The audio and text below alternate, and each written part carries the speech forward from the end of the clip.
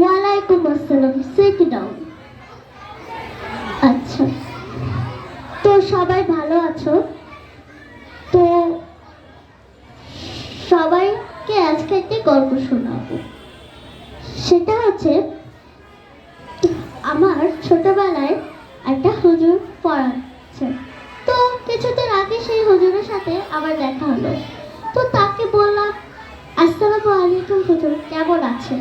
হুজুর বললেন, ভালোই আছি, এই শরীরটা খারাপ যায়, মাথাটাও ভালো লাগে না। আচ্ছা, আপনার ছেলেমেয়েরা কেমন আছে হুজুর? বড় মেয়ের বিয়ে দিয়েছি, বড় ছেলেও হাফিজ, ছোট ছেলেও হাফিজ। তো এটাই, এই যে হুজুর কোনো বদলায়নি। আচ্ছা, তো পড়াশোনায় যাই।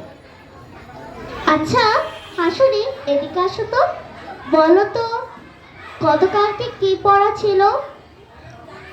স্যার, গতকালে আলু পড়া ছিল। আচ্ছা, তাহলে বলো তো আলু কয় প্রকার ও কি কি? স্যার আলু, স্যার আলু, স্যার আলু। যাও সিটে, তোমার কিচ্ছু পারো না, সারাদিন খালি হাসো। আচ্ছা লজ্জাপতি, তুমি এখানে আসো তো, বলো তো আলু কয় প্রকার ও কি কি? স্যার আলু, স্যার আলু, স্যার আলু।